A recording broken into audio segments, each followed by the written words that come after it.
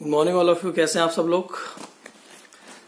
देखिए बच्चों, अभी इस समय विशेष रूप से ऑनलाइन आने का मेरा उद्देश्य केवल ये है कि आपके मन में जो भ्रांतियां हैं, कुछ बच्चों का मेरे पास एसएमएस आ रहा है और मैसेज आया कि सर जिस हिसाब से स्थितियां इस समय गंभीर हैं कोरोना को लेकर, तो परीक्षाएं होंगी या नहीं होंगी, या कुछ बच्चों का वो आया कि सर हमें सूचना मिली है कि अब 1 साल 2 साल तक कोई परीक्षा नहीं हो पाएगी, सरकार के पास पैसा खत्म हो गया है और सरकार अब सक्षम नहीं है किसी परीक्षा को कराने में लंबे समय तक। तो कुछ महत्वपूर्ण जानकारियां मैं आपके साथ साझा करना चाहूंगा। क्योंकि आप विभिन्न विभिन्न प्रकार की और विभिन्न विभिन्न स्रोतों से जो बातें सुनते हैं, हो सकता है उनमें 100% सच्चाई ना हो। तो कुछ महत्वपूर्ण सूचना मैं आपसे शेयर करना चाहूंगा। देखिए बच्चों, पहली चीज ये कि क्या सरकार जो 5200 पदों पर लेखपाल की भर्ती कराने वाली थी, क्या वो पूर्ण रूप से नए पद थे? जिन पदों पर नए रूप से जिन पदों को सृजित किया जाना हो और उन नए पदों पर व्यक्ति को चयनित करने के बाद सरकार के ऊपर बोझ बढ़े, उन्हें आर्थिक रूप से सैलरी देनी पड़ेगी, सारे खर्चे होंगे, तो वो शायद अफोर्ड ना कर पाए। तो आप दिमाग से छवि निकाल दीजिए, ऐसा कुछ नहीं है। क्यों? पहली चीज, सरकार और राजस्व परिषद में इन लेखपाल की भर्तियों को लेकर जो इशू था वो पहले ही क्लियर हो चुका है, और हाल ही में जो 20 तारीख से थोड़ा छूट दी गई है विभागों को, तो उसमें राजस्व परिषद की एक मीटिंग भी हुई। तो उसका एक परसों आपने हिंदुस्तान अखबार अगर पढ़ा हो तो उसमें ये न्यूज थी भी, एवं विभिन्न दैनिक जागरण और उजाला ने भी इस न्यूज को कवर किया था। लखनऊ में मीटिंग होने के बाद यह आया था कि जैसे ही लॉकडाउन खुलेगा, लॉकडाउन खुलने के बाद ही राजस्व परिषद इसका नोटिफिकेशन निकाल देगा जिसमें लेखपाल के 5200 पदों पर भर्ती होनी है। इसमें सरकार के ऊपर कोई अतिरिक्त बोझ नहीं पड़ना है। क्यों? क्योंकि पिछले 3 से 4 वर्ष में जो भी इन पदों से रिटायर हुए व्यक्ति हैं, क्या सरकार के लिए जटिलता नहीं होती है कि उन पदों पर अब सेवा कौन देगा? तो पहला मुद्दा ये है, सरकार को इसके लिए कोई अतिरिक्त व्यय नहीं करना होता है। दूसरी चीज, लगभग जब वैकेंसी का नोटिफिकेशन डलेगा तब से नियुक्ति होने तक की प्रक्रिया काफी लंबी होती है, 6 से 8 माह तक या साल भर तक का समय लग जाता है। ऐसी स्थिति में 1 साल किसी भी देश की अर्थव्यवस्था के लिए स्वयं को खड़ा करने के लिए बहुत ज्यादा समय होता है। 1 साल में कड़ी मेहनत से देश वापस उन्हीं स्थितियों में पहुंचेगा। और वास्तविक रूप में अगर देखा जाए तो लॉकडाउन खत्म होते ही, या मान लीजिए जिस प्रकार सरकार ने नीति बनाई है रेड जोन, ऑरेंज जोन और ग्रीन जोन, इन ग्रीन जोन्स वाले जो राज्य हैं, सरकार की मुझे लगता है कि पूर्ण रूप से मंशा है कि ग्रीन जोन वाले जो क्षेत्र हैं जहां एक भी केस नहीं आया कोरोना का, उन राज्यों उन जिलों को तो खोला जाएगा। जैसे कि गोवा एक राज्य है, तो गोवा में तो पूर्ण रूप से एक भी कोरोना का केस नहीं है, तो वहां तो सारी स्थितियां नॉर्मल चलनी ही है। इसी क्रम में उत्तर प्रदेश में ये जो लेखपाल की भर्ती आने वाली थी, लॉकडाउन समाप्त होते ही राजस्व परिषद इसकी प्रक्रिया को शुरू करेगा। क्योंकि जिस आयोग का ये काम है कि उसे नियुक्ति करनी है, उसे खाली पदों को देखना है, खाली पदों पर बच्चों को चयनित करके भरना है, लॉकडाउन ओपन होने के बाद वो कार्यालय करेंगे क्या? पहली चीज। दूसरी चीज, कोई नई विज्ञप्ति के बारे में हम सोच सकते हैं कि भाई यहाँ नए पदों का सृजन होना हो और नए पद बनाए जाने, वहां विवाद हो सकता है। परंतु जहां मैक्सिमम पदों में पुराने पद जो खाली होंगे उन्हें भरना है और गिने चुने पद उसमें नियमित होंगे 1000 से 2000, तो यहाँ ऐसा कोई विवाद का इशू नहीं होगा। तो आप अपनी तैयारी को जिस प्रकार ऑनलाइन बनाए हुए हैं निरंतर बनाए रखिए। क्यों? जिस प्रकार से उत्तर प्रदेश पुलिस में सबसे अच्छा बैच नालंदा ने दिया था और सबसे ज्यादा कामयाब बच्चे पूरे क्षेत्र में नालंदा ने दिए थे, इसी प्रकार लेखपाल वाले में मैं कल से कुछ चीजें कोशिश करके ऑनलाइन आपको क्लासेस धीमे धीमे करके प्रोवाइड कराऊंगा, जिससे आप घर में ही तैयारी स्टार्ट करें। ठीक है, तो मैं आपको क्लियर कर दूं लेखपाल का नोटिफिकेशन के बारे में कुछ 2-4 तथ्य।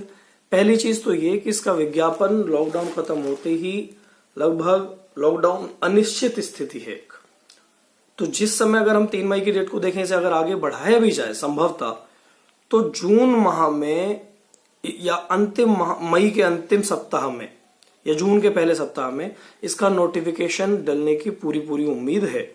इसका नोटिफिकेशन डल जाएगा आयोग की वेबसाइट पर और उसके बाद आप ऑनलाइन आवेदन कर सकते हैं। नोटिफिकेशन डलने के बाद आपको 1 माह का समय मिलेगा। 1 माह में आप ऑनलाइन आवेदन करके अपने आप को पंजीकृत करा सकते हैं।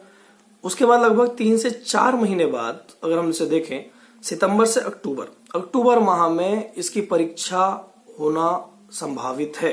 क्यों? क्योंकि लगभग मेरा मानना है कि स्थितियां हर रात के बाद उजाला जरूर होता है सुबह, तो कोरोना को भी कहीं ना कहीं तो थमना पड़ेगा। अब इसका मतलब ये तो है नहीं कि तैयारी करने वाला छात्र, ये जो कंपटीशन कि उसमें लगा हुआ छात्र है वो सारी चीजें छोड़ दे, निष्क्रिय हो जाए, तो वो तो संभव नहीं है। तो इसलिए आप अपनी तैयारी निरंतर जारी रखें। संभवतः इसकी तिथि जून में नोटिफिकेशन इसका डलेगा, 1 माह का आपको समय मिलेगा। उसके बाद लगभग अक्टूबर तक इसका एग्जाम होगा। ठीक है, हो सकता है किसी कारणवश थोड़ा बहुत इनमें परिवर्तन हो तिथियों में या माह में, तो वो सरकार के ऊपर है। दूसरी चीज, इसमें मैं अगर सिलेबस के बारे में डिस्कस करूं तो देखिए 4 ही सब्जेक्ट हैं जो आने हैं। आप इसे नोट डाउन करना चाहें तो कहीं कर लें। पहला है 25 प्रश्न मैथ के, 25 प्रश्न हिंदी के और 25% आपके जो 25 प्रश्न हैं वो आपके जीएस के नहीं आएंगे, जीके के आएंगे। आई एम सेइंग व्हाट, ये चीज याद रखिएगा बिल्कुल, जीएस नहीं बोल रहा हूं मैं, I am saying about GK, general knowledge. चौथा पोर्शन आपका होगा 25 क्वेश्चन ग्रामीण परिवेश, जिसे राजस्व परिषद वाला प्रश्न भी उसी में शामिल होते हैं, ग्रामीण स्वराज्य, ग्रामीण क्षेत्र में जो प्रशासन है वो भी इसमें शामिल होते हैं। तो टोटल मिला के 50 जीएस ही हो जाता है। परंतु यहाँ 2 चीज याद रखिएगा, हिंदी वाला पोर्शन आपकी हिंदी की क्लासेस स्टार्ट कर दी हैं जो 25 क्वेश्चन है, तो आप ऑनलाइन चीजों को रिवाइज करना शुरू कर दें। ठीक, तो हिंदी के आपको डेली करके एक वीडियोस डलते रहेंगे, तो आप वहां से अपना पोर्शन तैयार करना शुरू करें। 25 प्रश्न आपके मैथ के हैं, वो आप प्रैक्टिस कर ही रहे होंगे, वही ट्रिक्स, वही चीजें आपने पढ़ी हैं, वही गिने चुने चैप्टर्स हैं मैथ के, उन्हें आपको घर में पढ़ना है। 25 क्वेश्चन जीएस नहीं है। जिस बच्चे ने ज्यादा मेहनत अगर करी है और ज्यादा चीजों को बहुत डीप पढ़ा है, हो सकता है वो यहाँ थोड़ा सा परेशान हो, क्योंकि जीके आएगा। जीके का मतलब यह है कि इसमें उत्तर प्रदेश, जीके का मतलब है इसमें करंट अफेयर्स, जीके का मतलब है इसमें कि 1 लाइनर क्वेश्चंस मिलेंगे आपको।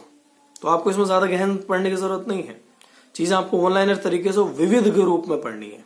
तो आप उसके लिए डेली वीडियोस कंटिन्यू करेंगे 2-4 दिन में, तो आप उन वीडियोस को कंटिन्यू देखते रहें। और तीसरा पोर्शन आपका जो है, जिसमें आपका ग्रामीण परिवेश वाला पोर्शन आता है, थोड़ा पोर्शन यूपी का भी इसमें ऐड होता है, एवं पोर्शन में विविध का भी ऐड होता है, राजस्व परिषद से कुछ क्वेश्चन आ जाते हैं, वो आपके इसमें ऐड होंगे। तो करंट अफेयर का भी आपका नॉर्मल जो भी आपका माध्यम में पढ़ने का वीडियोज भी आपको प्रोवाइड की जाएंगी, तो आप उस पोर्शन को भी कवर कर सकते हैं। इन चारों में कोई ऐसा नया सिलेबस में मुद्दा शामिल नहीं हुआ है, और जो साक्षात्कार था उस साक्षात्कार को पूर्ण रूप से हटाने की मांग स्वीकृत हो चुकी है, साक्षात्कार नहीं होगा, पहली चीज। दूसरी चीज, इसमें 18 वर्ष से 40 वर्ष तक के लोग अप्लाई कर सकेंगे, क्लियर हो गई होगी आपको। पहला मुद्दा मैंने आपसे बोला कि इसमें लगभग जो साक्षात्कार की स्थिति थी वो समाप्त कर दिया, साक्षात्कार नहीं होगा। दूसरा मैंने बोला कि यहाँ आपकी जो आयु सीमा है वो 18 वर्ष से 40 वर्ष है। योग्यता स्नातक नहीं बल्कि इंटर मांगी जाएगी। 10+2 जो 12th है, 12th ही योग्यता है, उसी के अनुसार आपको तैयारी करनी है। और चौथा पोर्शन ये है कि आपका नॉर्मल रूप से अगर देखा जाए समय वाली, तो वो तिथियां आपकी जैसे परिवर्तित होंगे आपको बता दिया जाएगा। तो आप जैसे भी हैं, घर में हैं, आपके पास समय भी है, थोड़ा बहुत समय अगर बचता है तो आप अपने आप को व्यर्थ ना बैठा रहने दें। और लेखपाल को लेकर अगर आपकी तैयारी चल रही थी तो आप उस चीज को थोड़ा सा बिल्कुल टच में बनाए रखें, ठीक है। और भी आपको अगर इससे संबंधित कोई प्रश्न पूछना है तो मैं आपका इंतजार कर रहा हूँ, कमेंट बॉक्स में आप मुझसे बात कर सकते हैं। और मैं चाहता हूँ कि कोई बच्चा अगर कोई संदेह है, मन में कोई प्रश्न है तो जरूर पूछे।